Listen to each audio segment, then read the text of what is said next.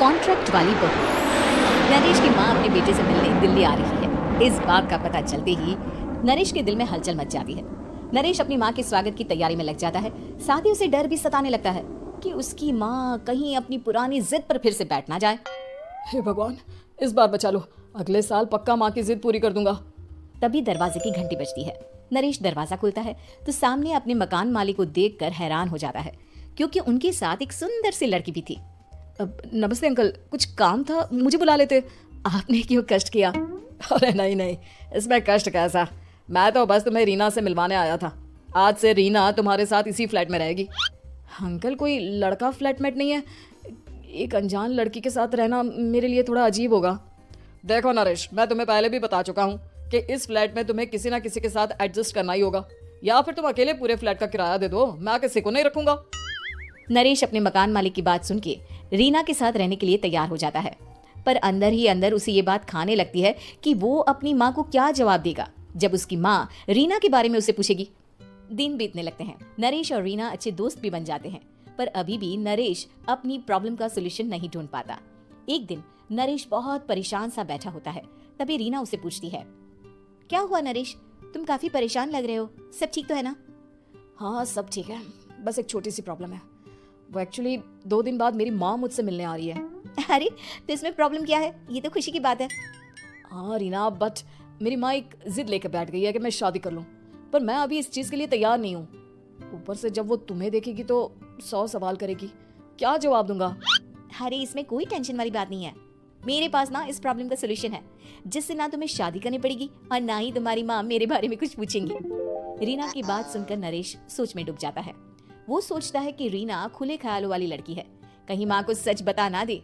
नरेश को सोच में डूबा देखकर रीना कहती है, अरे क्या हुआ, किस सोच में पड़ गए? डोंट वरी, जैसा तुम सोच रहे हो ना वैसे कुछ भी नहीं है, मेरे पास एक प्लान है। मैं कुछ समझ नहीं पा रहा हूँ, कैसा प्लान? मैं समझाती हूँ। हम ना एक कॉन्ट्रैक्ट मैरिज कर लेते हैं। फिलहाल मेरे पास जॉब नहीं है, तो तुम इस रूम का किराया दे देना जब तक तुम्हारी माँ यहाँ रहेंगी, सिर्फ तब तक। और तुम अपनी माँ से कह देना कि मैं तुम्हारी पत्नी हूँ, इससे वो मेरे यहाँ रहने पर कोई सवाल भी नहीं करेंगी। अरे बात तुम्हारी ठीक है, पर माँ से झूठ बोलना, ना पापा, मैं ये रिस्क नहीं ले सकता। कोई और आइडिया दो ना तुम। देखो मंजूर हो तो बोलो, वरना सच बता दो, मुझे कोई प्रॉब्लम नहीं है। रीना की बात सुनकर नरेश सोच में डूब जाता है। बहुत सोचने के बाद जब उसे कोई रास्ता नहीं मिलता तो वो रीना के बताए हुए रास्ते पर चलने के लिए तैयार हो जाता है।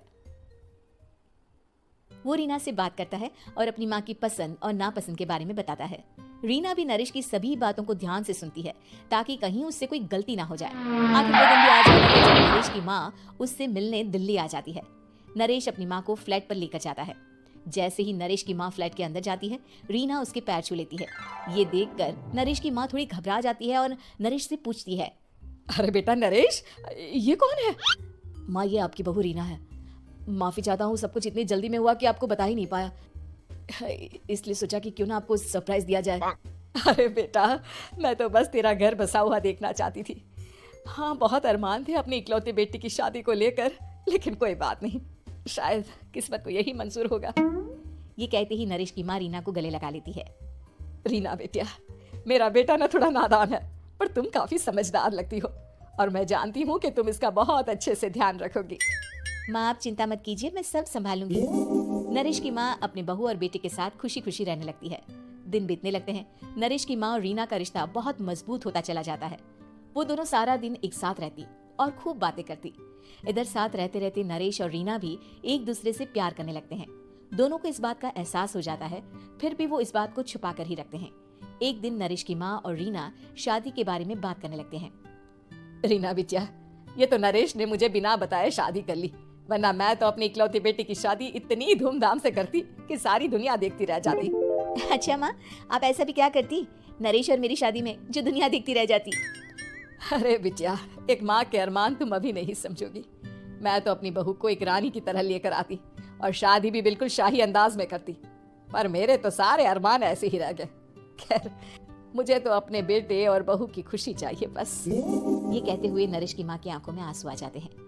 रीना भी ये सुनकर ख्यालों में खो जाती है, क्योंकि वो भी मन ही मन खुद को नरेश की पत्नी और उसकी माँ की बहू मानने लगी थी। शाम को जब नरेश ऑफिस से घर आता है तो रीना खुद को रोक नहीं पाती और नरेश के सामने उसकी माँ को अपने और नरेश के रिश्ते का सारा सच बता देती है। रीना की बात सुनकर नरेश की माँ दोनों से बहुत नाराज हो जाती है और घर वापस जाने की बात करने लगती है। तुम दोनों ने मुझसे सच छुपाकर बहुत ठेस पहुंचाई है मुझे। अब तुम लोगों के साथ नहीं रहना चाहती मैं।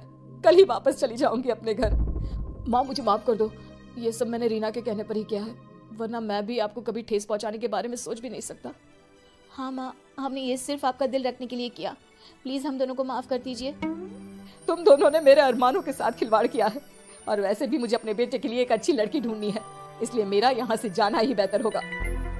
माँ की ये बात सुनकर रीना खुद को रोक नहीं पाती।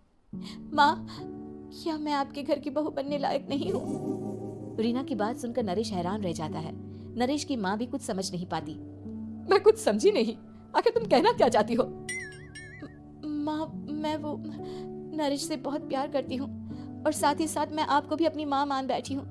आज जब आपकी बातें सुनी तो खुद को रोक नहीं पाई, इसलिए सारा सच आपको बता दिया। रीना की बात सुनकर नरेश की माँ की आंखों में आंसू आ जाते हैं और वो अपने बेटे नरेश और रीना को गले लगा लेती है। मेरे घर की बहू तो सिर्फ रीना बिटिया ही बनेगी। मैं आज ही तुम दोनों की शादी की तारीख निकलवा दूंगी, बस एक बार तुम्हारे घर वाले मान जाए। उसी दिन रीना के माता पिता भी उनके फ्लैट पर आ जाते हैं। दोनों परिवार आपस में बैठकर बातें करते हैं और शादी के लिए राजी हो जाते हैं। रीना भी कॉन्ट्रैक्ट फाड़ देती है और कहती है, सही मायने में मैं अब बहू बनूंगी, अब तक तो सिर्फ कॉन्ट्रैक्ट वाली बहू थी।